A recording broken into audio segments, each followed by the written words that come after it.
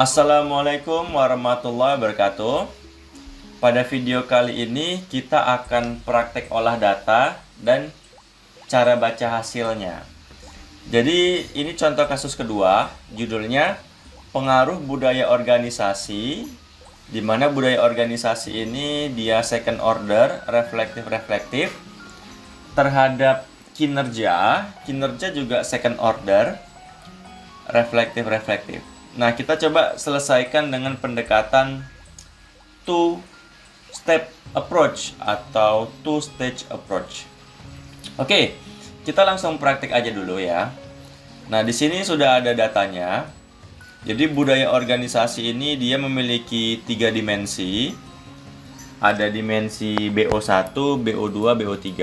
Oke. BO1 dia punya indikator ada 2. BO2 punya indikator ada 4 ya, dan seterusnya. Untuk kinerja itu memiliki 2 dimensi, kin 1 sama kin 2. Dimensi kin 1 memiliki 3 indikator, dimensi kin 2 memiliki 4 indikator. Oke, kita langsung aja praktek dengan menggunakan Smart PLS. Ini datanya ya. Jumlah respondennya ada 189. Nah, pertama kita copy datanya. Kita buat pertama ini teks dokumen data latihan, misalkan data latihan first order. Oke. Nah, kita paste ya, jangan lupa di save. Nah, sekarang tutup. Nah, ini Smart PLS 4, kita buat projectnya misalkan latihan 1 ya, latihan 1. Oke, kita pilih import data file. Ya, kita cari filenya dulu ya, tadi di sini. Nah, ini dia, data latihan first order. Open. Kemudian import. Kemudian back, kemudian create model, pilih PLS, SAM. Di sini ketik aja PLS. Kemudian save. Nah, sekarang baru kita gambar ya. Kita buat dimensinya dulu. Tadi budaya organisasi. Ya, budaya organisasi itu ada 3 dimensi ya, BO1, BO2, BO3. Oke, kita buat dulu aja di sini. BO1. Kemudian BO2. Kemudian BO3. Di sini untuk budaya organisasinya. Oke ya. Kemudian untuk kinerja ada 2 dimensi ya, kin 1 sama kin 2. Di sini kinerjanya.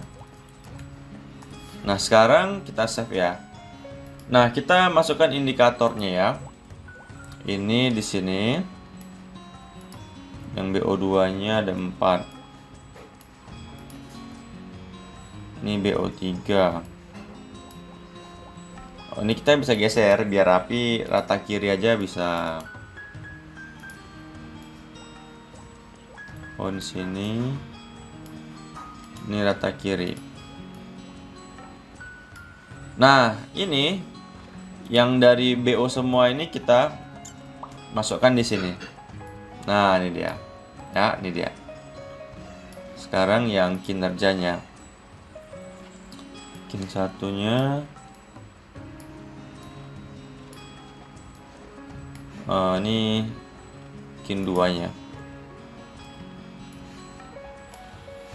Seluruh kinnya. Nah, ini dia. Ini right bisa. Mana right? Left. Nah, ini dia. Dan kita buat seperti ini. Nah, ini namanya reflektif nih. Nah, ini reflektif. Ya, budaya organisasi diukur dengan dimensi BO1, BO2, BO3 reflektif, dan indikatornya juga reflektif. Nah, gitu dia. Kinerja diukur dengan 2 dimensi, kin 1, kin 2, ini reflektif kalau panahnya. Kemudian nih indikatornya juga reflektif. Jadi teorinya ada di sini. Nah, ini dia. Jadi kalau reflektif itu panahnya ya. Kalau reflektif itu panahnya dari bulat induknya ke anaknya, itu reflektif. Teman-teman bisa baca buku Hare nih ya. Ini dia. Kalau formatif dari indikatornya, panahnya menuju induknya, variabel latennya. Nah, ini dia. Oke, di sini, nah ini juga nih referensinya. Kita akan reflektif ya. Jadi makanya di sini log 1, log 2, log 3, ini kan anaknya nih. Kemudian ini indikatornya semua. Oke, pas. Kemudian baru kita buat pengaruh budaya organisasi terhadap kinerja. Nah, seperti inilah gambar modelnya. Tapi indikator yang induknya bisa aja kita sembunyiin biar mudah ya. Ini kita hide. Ini dia. Nah, ini dia. Oke, udah selesai gambarnya. Inilah dia model dari budaya organisasi ini, termasuk variabel laten yang diukur dengan pendekatan reflektif. Karena panahnya dia keluar dia. Budaya organisasi panahnya itu ke dimensinya BO1, BO2, BO3. Dan BO1 tuh BO2, BO3 panahnya juga keluar ke indikator. Makanya budaya organisasi itu reflektif. Sama juga dengan kinerja. Nah, sekarang kita masuk ke ini dia. Ini teori-teorinya nanti teman-teman bisa baca ya. Ini dia. Di sini kita akan menyelesaikan dengan pendekatan. Pada video yang kasus pertama itu kita selesaikan dengan repeated indicator approach. Nah, pada video yang contoh kasus kedua kita akan menyelesaikan dengan pendekatan two-step approach. Ya, itu ada halaman 160 di buku ini. Tapi kalau teman-teman baca buku Hare yang ini, itu namanya two stage ya, two stage approach, sama aja dia dengan two stage. Two step dengan two stage sama. Di halaman 280. Nah, jadi ini datanya tadi sudah dijelasin ya. Datanya itu ada 189 responden ya. Datanya ada 189 responden ini dia. Ya, skalanya skala Likert dari 1 sampai 5. Ini oke. Nah, kemudian ada alur analisis data. Oh, ini nanti videonya bisa tonton di sini ya. Ada linknya. Nah, ini tahapan alur analisis datanya ya.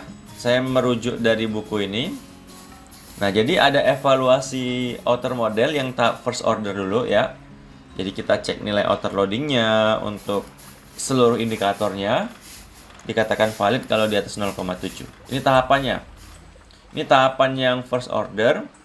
Ini tahapan yang second order. Oke, kita langsung mulai aja praktek. Kita akan selesaikan dengan pendekatan two-step approach atau two-stage approach. Caranya gimana? Caranya pertama pilih calculate, pilih PLS algorithm, kemudian pilih start calculation. Nah, sekarang kita cek outer loadingnya. Nah, kalau dari yang sudah saya buat, nah kita akan fokus ke outer loading yang indikatornya dulu. Indikator milik dimensi, ya, indikator milik dimensi. BO1 ini kan, semua nilainya sudah di atas 0,7. Itu lihatnya di mana?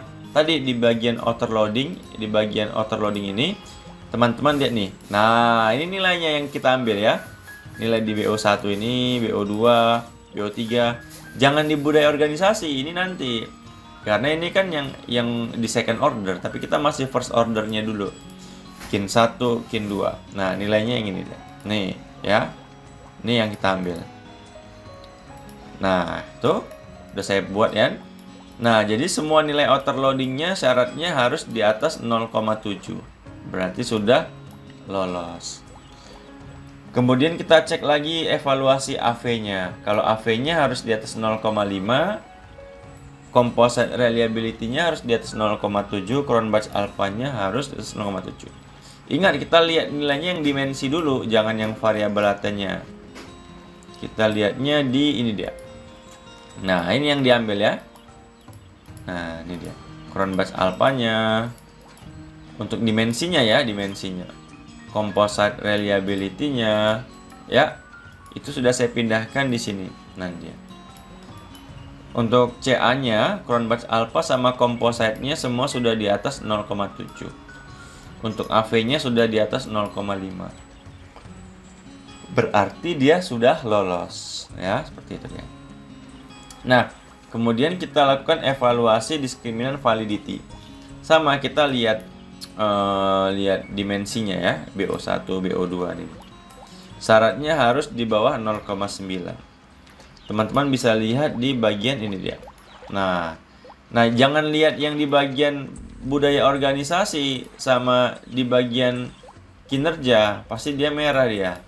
Tapi lihat yang di bagian sesama dimensinya. Kalau budaya organisasinya ini dihapus.